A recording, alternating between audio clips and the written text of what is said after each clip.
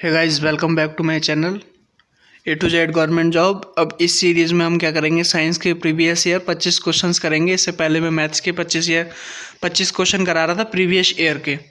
तो गाइस हम इसमें से कर लेते हैं हम साइंस के क्वेश्चन बिना टाइम वेस्ट करे। ये सब मैथ्स के हैं, रीजनिंग के। इसी तरीके से मैं साइंस के साथ साथ रीजनिंग की भी सीरीज चलाऊँगा। अगर आप प्रीवियस ईयर 50 सेट लगा के जाते हैं तो आपका क्वेश्चन बाहर नहीं जाएगा, क्योंकि वही क्वेश्चन फिर रिपीट होने लगते हैं। तो ये सब रीजनिंग के क्वेश्चन है। हाँ, ये वाली फसल एक बागानी फसल है, ये उसी का क्वेश्चन है, साइंस में आ जाएगा। तो चाय वाली फसल जो है वो बागानी फसल है।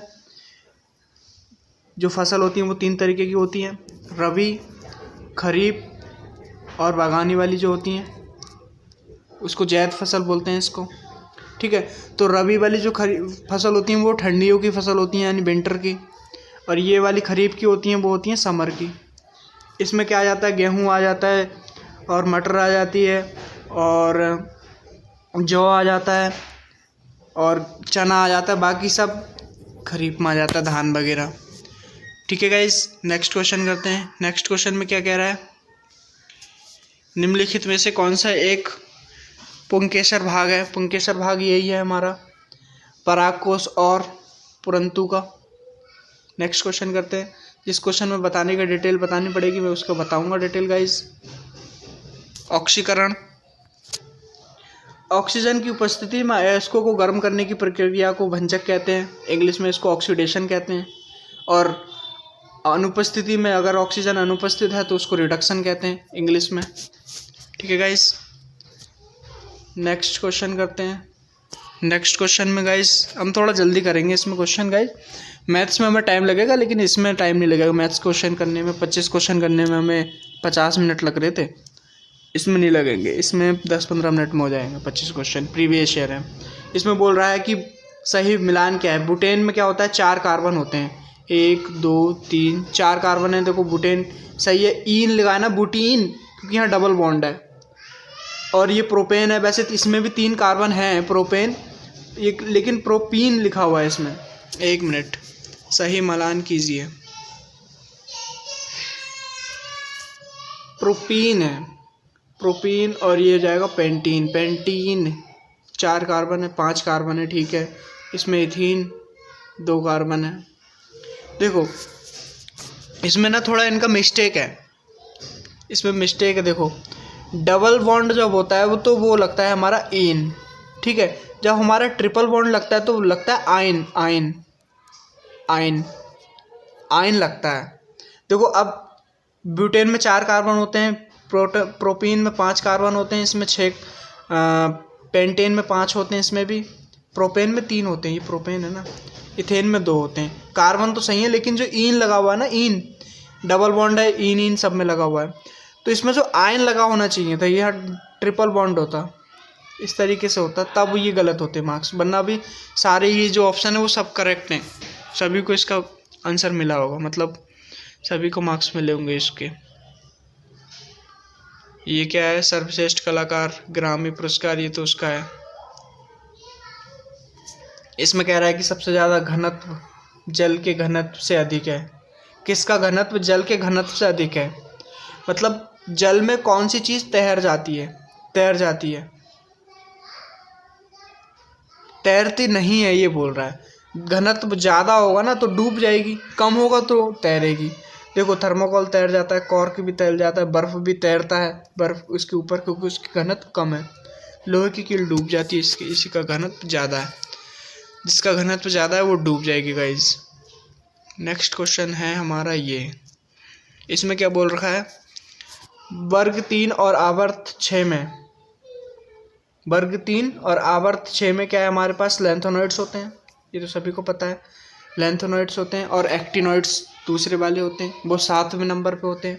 आवर्त 7 में होते हैं वो एक्टिनॉइड्स होते हैं। ये 14 होते हैं, नंबर में कितने होते हैं, 14 होते हैं। ये भी कभी क्वेश्चन पूछ लेता है कितने होते हैं, 14 ही होते हैं, 14 ही होते हैं। लेंथोनॉइड्स, एक्टिनॉइड्स, ये जो जैसे टेबल होती है ना, पीरियोडिक टेबल, यहाँ पे जो बने होते हैं नीचे, वो होते हैं ये।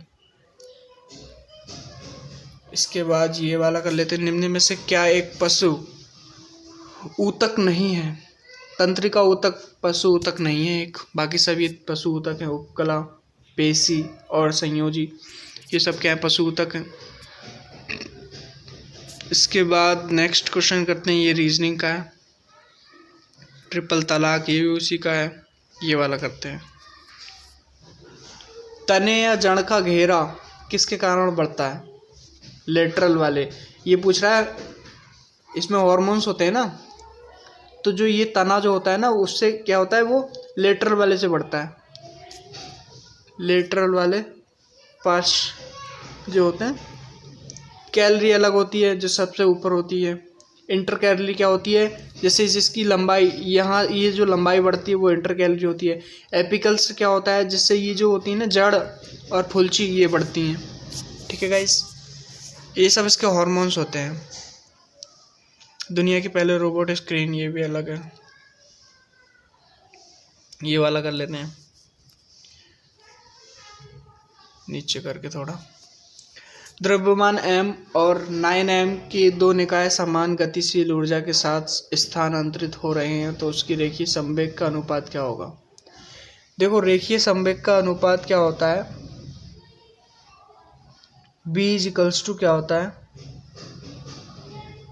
काइनेटिक एनर्जी, ये होता है हाफ mv²। ठीक है गाइस, तो हमें क्या पूछा है, ये जो है ये इक्वल हैं दोनों, ये इक्वल है। हमें इसका मान पूछा है, इसके v1/v2, तो ये अपन v1/v2 कर देते हैं। देखो, हम इसको इक्वल कर देते हैं, क्या हो जाएगा, हाफ m1v1 का square equals to half m2v2 का स्क्वायर।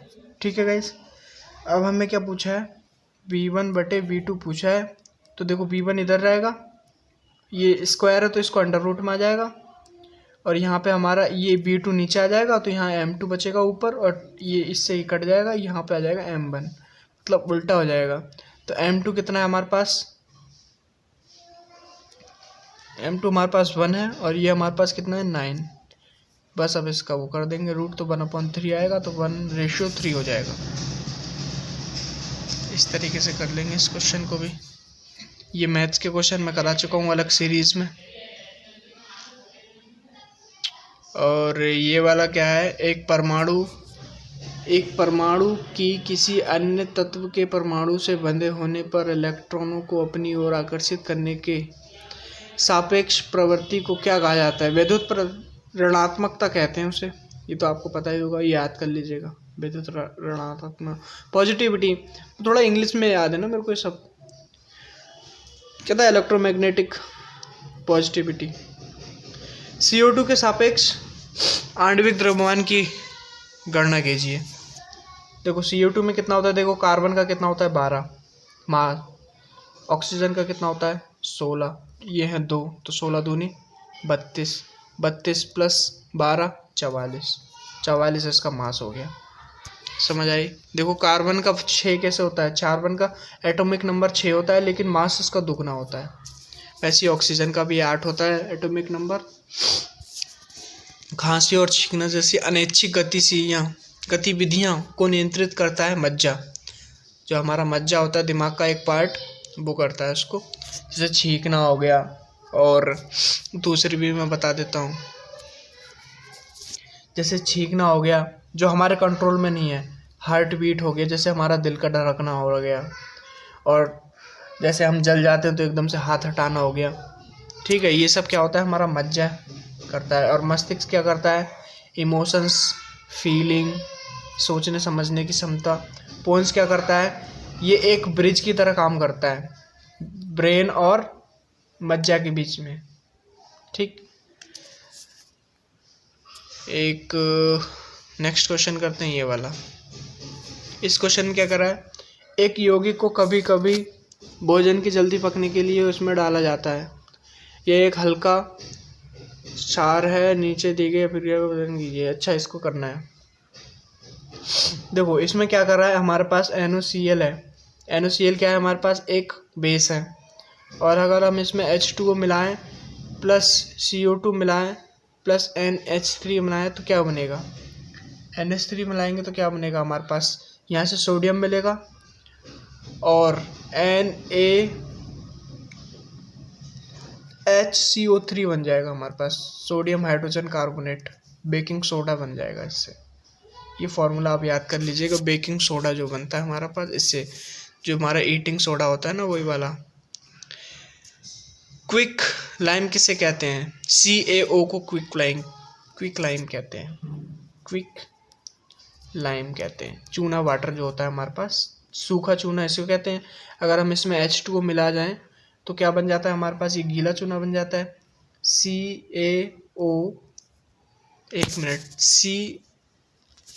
एक मिनट में इसको मार्कर ऑन कर लेता हूँ। अगर हम इसको ऑन कर लेते हैं तो क्या बन जाता है हमारे पास? Ca और इसका 2, क्योंकि इसकी वैलेंसी 2 होती है ना, तो OH हमारे 2 हो जाएंगे, क्योंकि इसमें ये वाटर जो हमने वो ऐड कर दिया है। ये क्या हो गया हमारे पास? स्लैग्ड लाइम हो गया। स्लैग्ड लाइम माने भीगा हुआ चूना। नेक्स्ट क्वेश्चन करते हैं गाइस। ये किस चीज़ का क्वेश्चन है? द्रव्यमान सूत्र। अच्छा हाँ, ये वाला करते हैं। पदार्थ के संदर्भ में निम्न में से कौन सा कथन सही नहीं है? जो पदार्थ होता है, पदार्थ क्या होता है?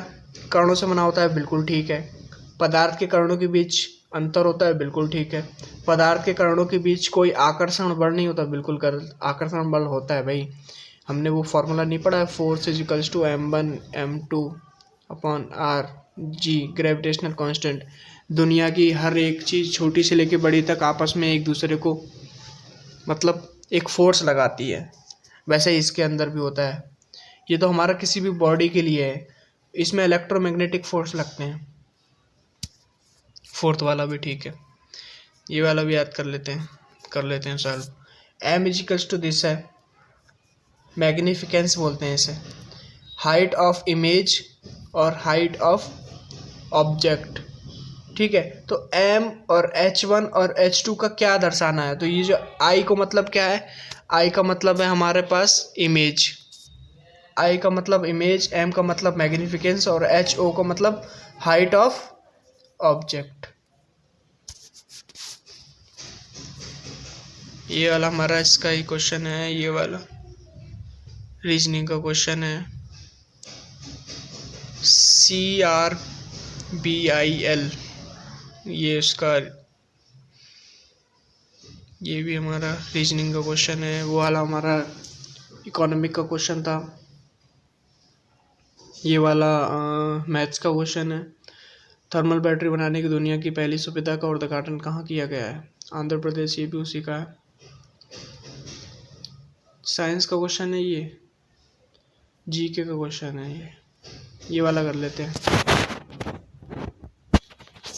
यदि विद्युत Q है और T टाइम में विद्युत धारा I है तो इसका क्या मतलब होता है? I= विद्युत धारा = Q/T। ये फॉर्मूला होता है, करंट की धारा का फॉर्मूला होता है। नेक्स्ट क्वेश्चन करते हैं गाइस।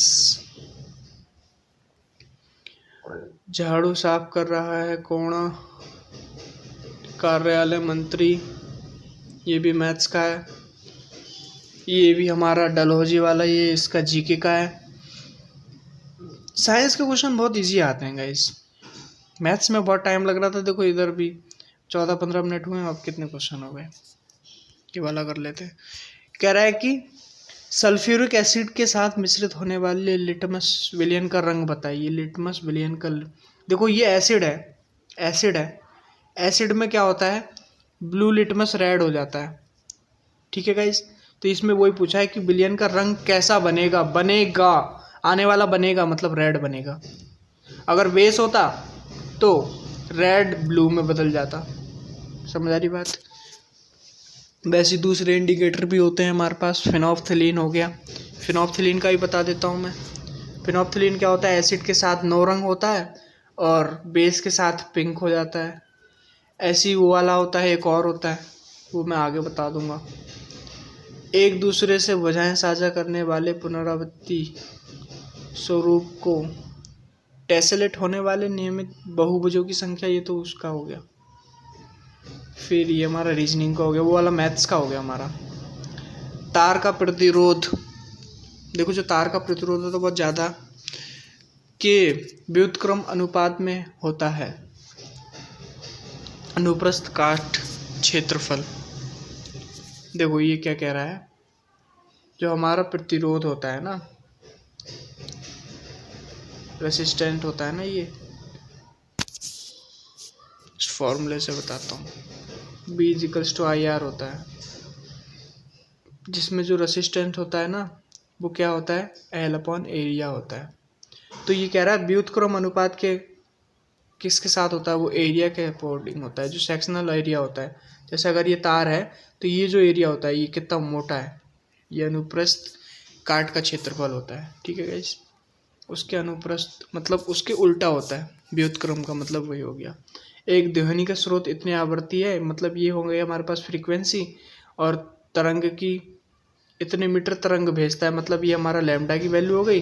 तो ध्वनि की चाल बताइए, तो ये क्या होता है, B = फॉर्मूला आपको पता ही होगा, C/λ होता है फ्रीक्वेंसी क्या होता है, C/λ, C यानी B यानी वेलोसिटी। तो फ्रीक्वेंसी हमारे पास कितनी देर की है, 400 हर्ट्ज, मल्टीप्लाई ये इधर जाएगा 2.5, ये हमारे पास वेलोसिटी आ जाएगी। तो पॉइंट से 0 हटा तो 25 चौका 100 और 1 0 और बढ़ गया तो 1000 मीटर पर सेकेंड, ये हमारे पास स्पीड हो गई। ये वाला क्वेश्चन कर लेते हैं, फिजिक्स का क्वेश्चन है। एक वस्तु को ऊपर की ओर 14 मीटर पर सेकेंड की चाल से फेंका गया, 10 मीटर की ऊंचाई उड़ी, उच्चतम बिंदु तक पहुंचने के लिए वस्तु द्वारा किए गए समय की गणना कीजिए। जैसे अगर हम कोई चीज़ ऊपर फेंकते हैं तो वो एक टाइम आता है वहाँ पे वो रुक जाती है, फिर नीचे को आने लगती है। तो ये हाइट, मैक्सिमम हाइट तक पहुँचने के लिए इसका टाइम क्या होगा ये बता। देखो जो फाइनल इनिशियल वेलोसिटी जो हमारी है वो कितनी है, हमारे पास 14 है, और जो फाइनल वेलोसिटी है वो हमारे पास कितनी है, ये u है, और ये v कितने है हमारे पास 0, क्योंकि यहाँ पे 0 जाती है ना एक पल के लिए वेलोसिटी। तो वेलोसिटी 0 होने में हमें टाइम कितना लग रहा है ये पूछा है हमारे पास। तो हम ये वाला फॉर्मूला लगा सकते हैं u+at वाला, क्योंकि देखो इसमें सब कुछ है। v हमारे पास कितनी है 14, और ये कितनी है हमारे पास 0, a कितना है हमारे पास 10 मान लो, जब कुछ ना 9.8 नहीं है तो 10 मान लेते हैं अप्रॉक्स में, ऐसे तो 9.8 ही मानी जाएगी इंटू टी। बस अब इससे इसको डिवाइड कर दो तो टी निकल आएगा।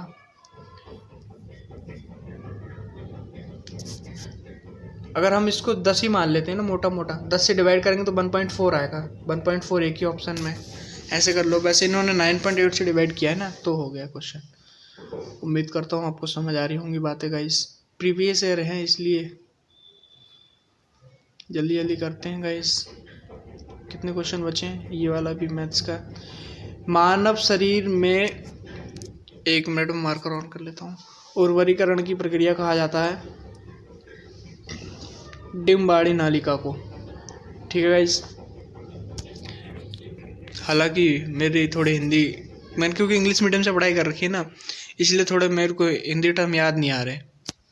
मेरे को कंटेंट आपको हिंदी में देना है ये तो पक्का है, मैथ्स में पूरा बता देता हूँ। वैसे ये बताओ, देखो मैं ये बात समझ आ रही है।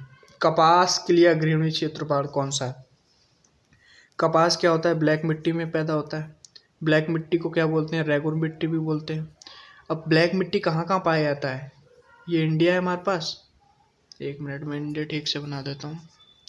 तो इंडिया में जो है हमारे पास, ये हो गया हमारे पास 4 भाग, ठीक है। तो इंडिया में हमारे पास क्या, महाराष्ट्र में, गुजरात में, मध्य प्रदेश में, MP हो गया, और जितनी भी कोस्टल एरियाज है, मतलब समुद्र के किनारे वाले एरिया, सब जगह ब्लैक मिट्टी पाई जाती है। लेकिन ये जो 3 जगह हैं ये मेन जगह हैं, और महाराष्ट्र है ये इधर, इधर गुजरात है, इधर ये मध्य प्रदेश है, इन 3 जगह पे बहुत ज़्यादा पाई जाती है। नेक्स्ट क्वेश्चन है हमारे पास, ये हमारे पास नहीं है, ये भी नहीं है, ये भी नहीं है। वैश्वीकरण का जनक, ये उसका ही क्वेश्चन है, ये वाला कर लेते हैं। नीचे दिए गए 4 विकल्पों में 3, अच्छा ये उसका ही क्वेश्चन है, रीजनिंग का क्वेश्चन है वो गाइस। इस तरीके से हमारे को नेक्स्ट क्वेश्चन है हमारे पास, ये फोर्स इजिकल्स टू क्या होता है, मास इनटू एक्सेलरेशन। तो हमसे मास पूछा है तो फोर्स अपॉन एक्सेलरेशन हो जाएगा, ये नीचे आ जाएगा। तो बल अपॉन त्वरण इजिकल्स टू द्रव्यमान होता है। इस तरीके से हमारे क्वेश्चन खत्म होते हैं गाइस।